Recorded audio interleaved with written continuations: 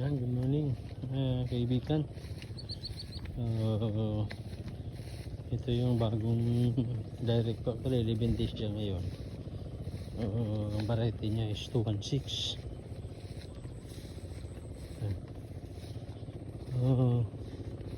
Medyo maganda naman yung tubo. Makuha lang pero pinano ko na to. Pinadress na namin itong kuhol. Nagsalabasan nila ng patubig kami. So problema ngayon dito tubig. Kasi matagal-tagal na yung init. 2 linggo na. Ayun yung problema tubig. Kailangan namin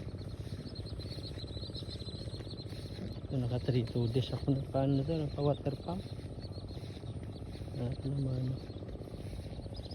bukas siguro mamayang hapon andara na naman to ulit para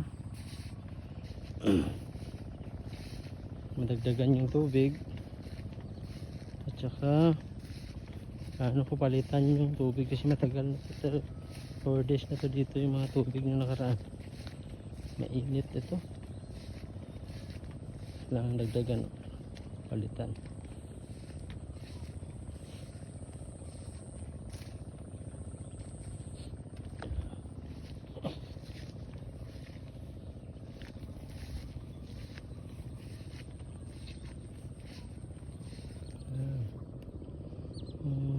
So far okay naman.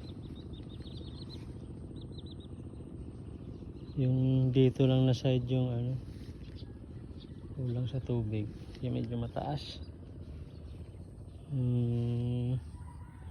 Tingnan natin mamaya kung mayroon tayong mabili na water pump. Medyo maliit lang kasi sayang din ito.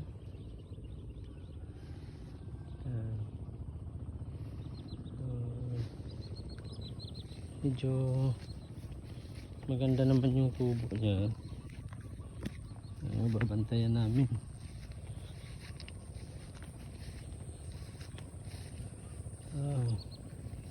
Yung doon sa taas medyo namula na ng konti.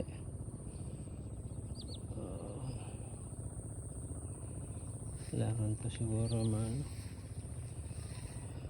ano ba maganda pang spray nito, pang control ng ano tamasok kasi mayroon sa taas yung ibang katabi ko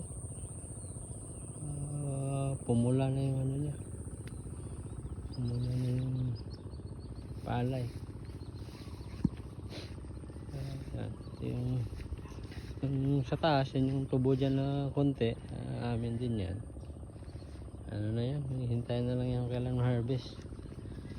So by ano siguro natin sa April pwede na to i-convert to money.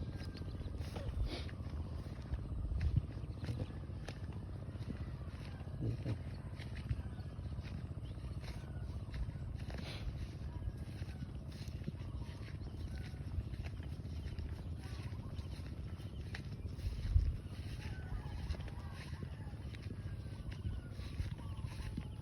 Maraming damo.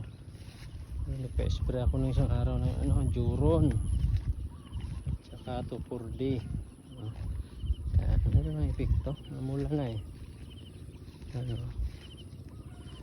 isang linggo pa patay na to.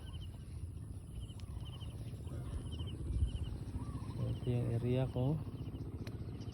Yan. Ito yung 2.3 hectares. Pero meron kami dito sa taas na dinagdag. Ang tanim namin dito is pilit.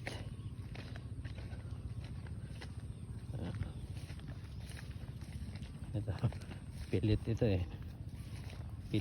pilit na walang tubig din. Mamaya maghanap tayo ng water pump na pwede dito at maliit lang. Meron akong isang water pump doon sa ilog.